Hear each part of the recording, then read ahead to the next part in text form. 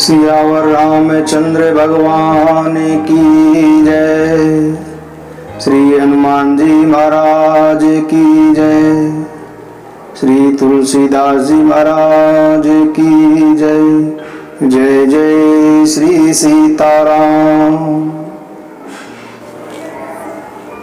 जाचिए गिरिजापति काशी, जासु भवन अनिमादिक दासी। जाचिए गिरिजापति काशी।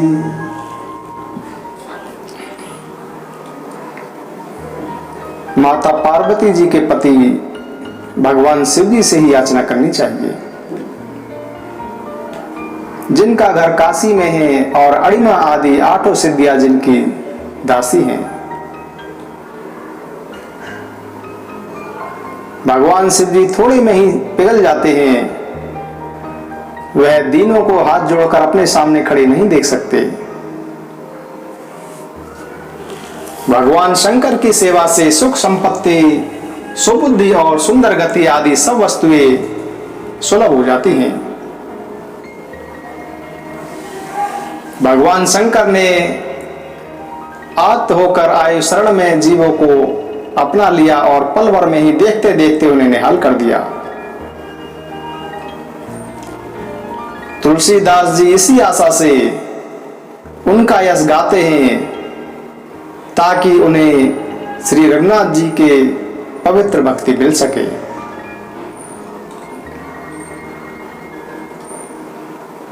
हे उमावर, आप मुझ दीन पर क्यों नहीं दया करते? आप तो घोर विपत्तियों को हरने वाले हैं, कृपा करने वाले हैं। वेद और पुराण तो कहते हैं कि शिव जी अत्यंत उदार हैं, किंतु मेरी बारी आने पर आप इतने अधिक कृपण क्यों हो गए हैं? गुणनिधि नामक ब्राह्मण ने कौन सी भक्ति की थी जैसे आपने प्रसन्न होकर केवल पद दे डाला? बड़े बड़े मुनि जिस मोक्ष को दुर्लभ कहते हैं, आपके पुरकाशी में रहने से वह मोक्ष कीट पतंग को भी मिल जाता है। हे कामदेव को दहन करने वाले शिव जी, तुलसीदास जी को श्री राम चरणों की भक्ति दे दीजिए। इस प्रकार तुलसीदास जी भगवान शंकर जी से विनय करते हैं।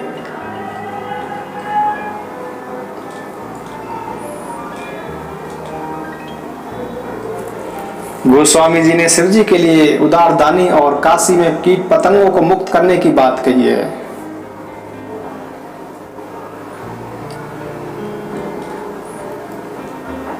यहाँ पर जो एक गुणनिधि नामक ब्राह्मण था, वह गुणनिधि नामक ब्राह्मण कौन था?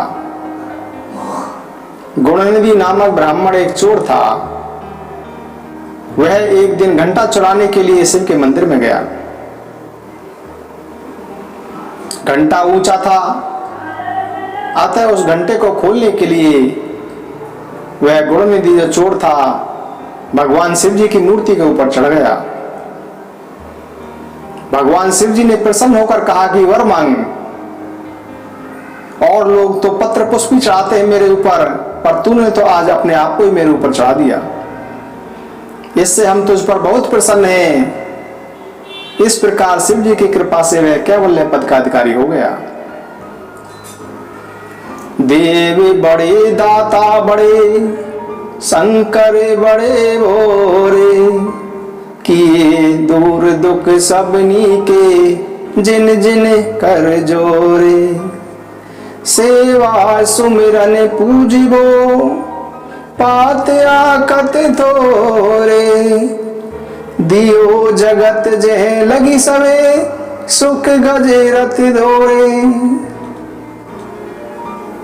हे शंकर, आप महादेव हैं, महादानी हैं, आप बहुत ही भोले हैं। जिन जिन लोगों ने आपके सामने हाथ जोड़े, आपने उन सब के दुख दूर कर दिए। आपकी सेवा, स्मरण और पूजा थोड़े से बेलपत्र और अक्षत से ही हो जाती है।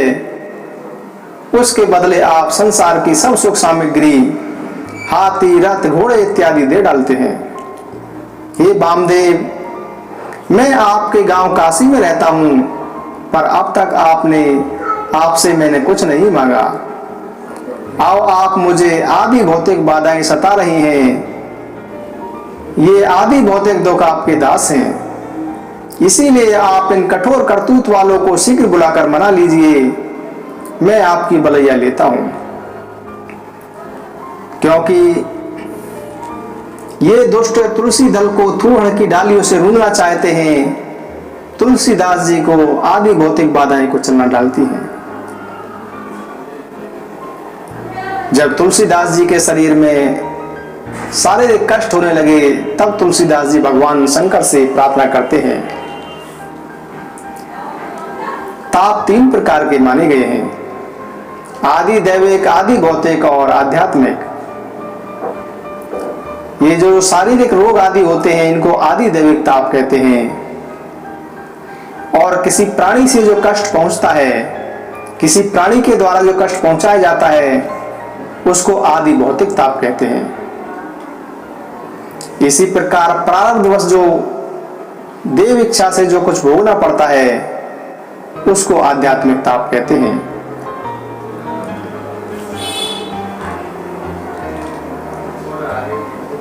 तुलसीदास जी कहते हैं कि हे शिव, प्रसन्न होकर दया करो, आप करुणा में हैं, आपकी यश और कीर्ति सब ओर फैली हुई है। हे कामदेव को भस्म करने वाले, आपकी महिमा कौन नहीं जानता। आपकी कृपा के बिना श्री रामचंद्र के चरण कमलों में स्वप्न में भी भक्ति नहीं हो सकती। ऋषि, सिद्ध, मुनि, मनुष्य, दैत्य, देवता और संसार में अन्य जितने भी जीव हैं, आपके चरणों से विमुख होकर भवसागर को पार नहीं पाते। कल्प कल्पांत बीतता चला जाता है। सर्प आपके आभूषण हैं और दूषण दैत्य के मारने वाले श्री राम जी आपके सेवक हैं। हे देवादिदेव, आप त्रिपुरासुर के संहार करता है। हे शंकर, आप अज्ञान रूपी पाला के लिए सूर्य हैं और शरणागतों का शोक और भय दूर करने वाले हैं। हे काशीपुरी के स्वामी, आप पार्वती के मन रूपी मानसरोवर के हंस हैं और शमशान निवासी हैं। आप श्री हरि के श्रेष्ठ चरण बिंदु की अटल भक्ति दीजिए। स्वामी तुलसीदास जी गंगा जी की वंदना करते हैं। जय जय भागीरथी नंदिनी, मुनि जय चकोर चंदनी। जय जय भागीरथी नंदिनी, मुनि जय चकोर चंदनी। हे भागीरथ नंदिनी गंगे, तुम्हारी जय हो। तो मुनि समूह रूपी चकोरों के लिए चंद्रिका रूप हो। मनुष्य, नाग और देवता तुम्हारी वंदना करते हैं, तुम्हारी जय हो। तुम भगवान विष्णु के चरण कमलों से उत्पन्न हुई हो और शिव जी के मस्तक पर शोभा पा रही हो। तुम आकाश, पाताल और मृत्यु लोक तीनों मार्गों में 3 धाराओं से बहती हो। तुम पुण्य राशि हो और सभी पापों को धो डालने वाली हो। तुम शीतल और दैहिक, दैविक, भौतिक तीनों तापों को हरने वाली अथाह निर्मल जल धारण किए हुए हो।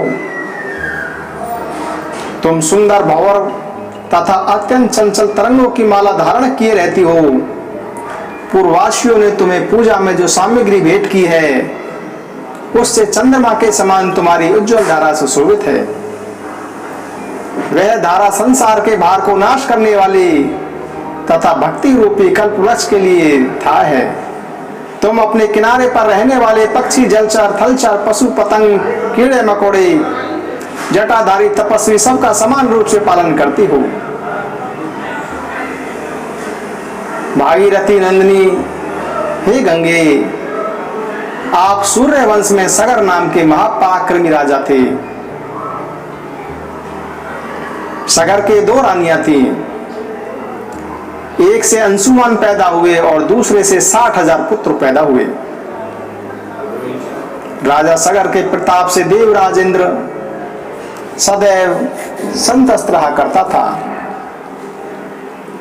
उसने ईर्ष्यावश राजा सगर के अश्वमेघ यज्ञ का घोड़ा चुरा लिया और उसे ले जाकर योगेश्वर कपिल मुनि के आश्रम में बांध दिया। उस घोड़े को ढूंढने के लिए सगर के 60,000 पुत्र निकले। मुनि के आश्रम पर घोड़े को बंधा देखकर उन्हें कटु वाक्य कहा। इससे कपिल देव जी ने क्रुद्ध होकर उन्हें भस्म कर दिया। महाराज अंशुमान के पुत्र भागीरथी हुए। उन्होंने घोर तपस्या की और श्री गंगा जी को पृथ्वी पर लाकर उन लोगों का उद्धार किया। इसी से श्री गंगा जी को भागीरथी नंदिनी और भागीरथी भी कहा जाता है। राजा भागीरथी अपने रथ के पीछे पीछे गंगा जी को भूलोक में ला रहे थे। उसी समय मार्ग में जहु मुनि का आश्रम मिला। मुनि ने कुपित होकर उस गंगा जी के प्रवाह को पान कर डाला। जब राजा भागीरथी ने उन मुनि की स्तुति की और मुनि को जब प्रसन्न किया, तब मुनि ने संसार के कल्याणार्थ के लिए गंगा जी को अपनी जंगा से निकाल दिया।